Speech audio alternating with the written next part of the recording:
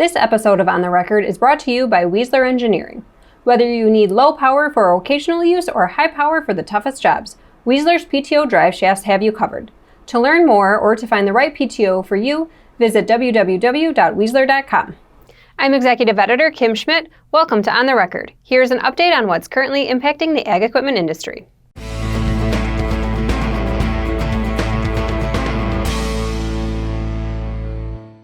According to court documents obtained by Ag Equipment Intelligence, Kinze and Ag Leader have filed a countersuit against John Deere in response to a patent infringement lawsuit Deere brought against the two in late 2020.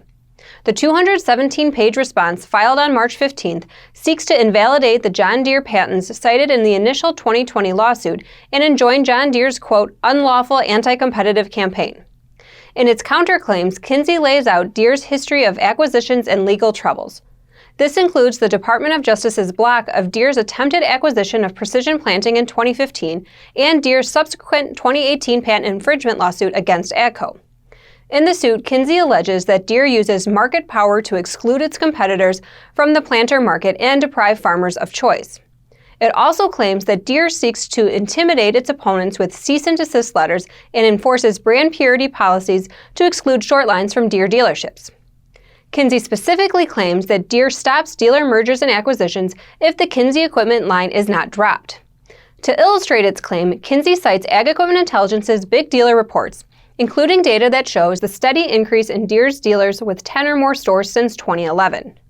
Kinze specifically quotes the 2018 Big Dealer Report as saying, in many cases, Deere dealers wanting to expand come under pressure to drop the lines that Deere considers competitive to its own products. We reached out to both Kinze and John Deere regarding this countersuit. Both declined to comment. This week's dealer on the move is Beverage Tractor. The Kubota dealership recently opened 2 more locations. In February, Beverage Tractor opened a new store in Blacksburg, Virginia. And on March 1st, the dealership completed its acquisition of Collie Equipment Company in Danville, Virginia. Now here's Jack Zemlicka with the latest from the Technology Corner.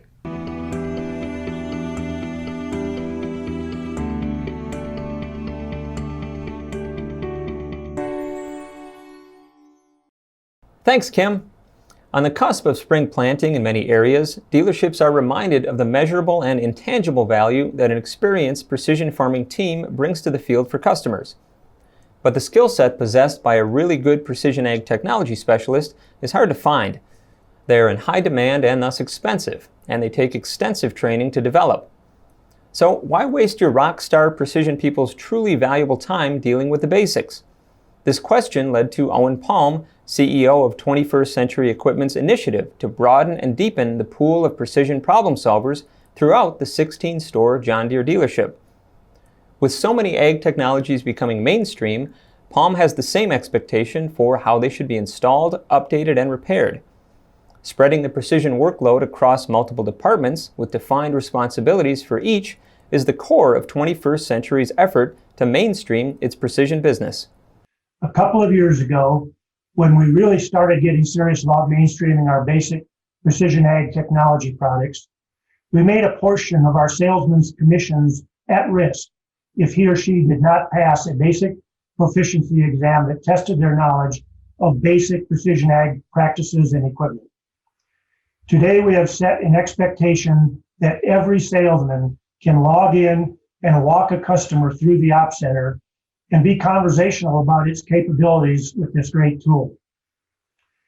We also have an expectation that every one of our parts specialists, salesmen, service technicians, and even our support center staff know their way around a display and can set an AV line.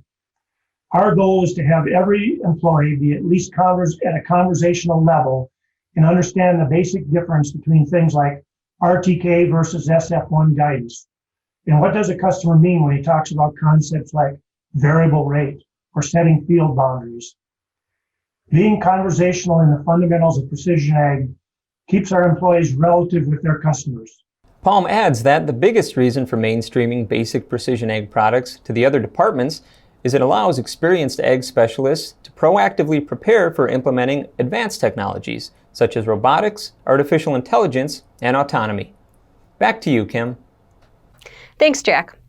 Titan Machinery reported an 8% increase in revenue and a 30% decrease in inventories in its fiscal year 2021. Total revenue for Titan's fiscal year 2021 increased 8% to $1.4 billion. Net income for the year was $19 million compared to $14 million for the prior year. Inventories decreased to $419 million in fiscal 2021 compared to $597 million the previous year. This included a $178 million decrease in equipment inventory, reflecting a $152 million decrease in new equipment inventory and a $26 million decrease in used inventory. By segment, Titan's agriculture revenue increased 18% to $886 million in fiscal 2021, while its international revenue decreased 7% to $219 million. Construction revenue came in at $306 million, down 4.5% year over year. For its fiscal year 2022, Titan forecasts a 10 to 15% increase in its agriculture revenue and a 12 to 17% increase in its international revenue. Service equipment finished off 2020 with revenue growth both for the fourth quarter and the full year. Overall, Canada's largest John Deere dealership group reported 8% revenue growth for the year, 19% growth in gross profit, and a 4% decrease in G&A expenses, says Angela Lakatsas, President and CEO. Accelerated marketing of new equipment combined with positive growing conditions in service's Canadian, Australian, and New Zealand geographies resulted in a 10% increase in new equipment revenue in the dealership's agriculture segment. The company says the sales team aligned reconditioned used equipment with the needs of customers through the seeding and harvest windows, resulting in used equipment revenue increasing 15%. Product support revenue increased 12% in the year as service executed on strategic parts initiatives, driving increases in the over-the-counter, on-site, and online parts revenue, and the opening of a new location in Nipawin, Saskatchewan during the second quarter. Total inventory decreased $90 million from December 31, 2019, reflecting a $58 million decrease in the agriculture segment and a $30 million decrease in the transportation segment. This decrease in inventory, combined with strong used equipment sales in the year, resulted in agriculture used equipment turnover for the trailing 12-month period ended December 31, 2020, improving to 2.87 times from 1.78 times at the end of 2019. This surpassed Service's long-term used equipment inventory turnover objective of 2.5 times. The General Business Climate Index for the agriculture machinery industry in Europe has risen to a record high in March after reaching a positive reading in October for the first time since mid-2019. In March, the index rose to a reading of 60 points. Based on a record volume of accumulated incoming orders, high levels of sales have already been secured for the coming months. Moreover, only 10% of the industry representatives expect their incoming orders to decline. Other than during previous upswing periods, such as in 2010 or 2017, the current business improvements do not lag behind improved future expectations. According to the European Agricultural Machinery Association, it appears that the industry is continuously adjusting its future expectations to a surprisingly well-performing current business and to an ever-increasing order intake from month to month. Survey respondents have once again raised their expectations for most countries. The regional breakdown shows that in each single European market, a majority of survey participants expect sales increases in the next 6 months. The best rating was achieved by Austria, followed by France, Italy, and Poland. The expectations for the individual markets are largely in line with the perceived investment needs, which are considered to be generally high with a few exceptions such as the UK or Benelux.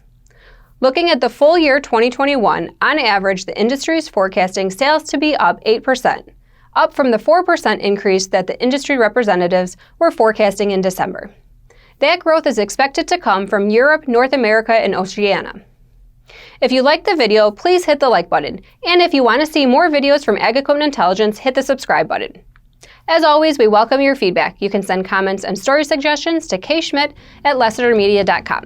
Until next time, thanks for joining us.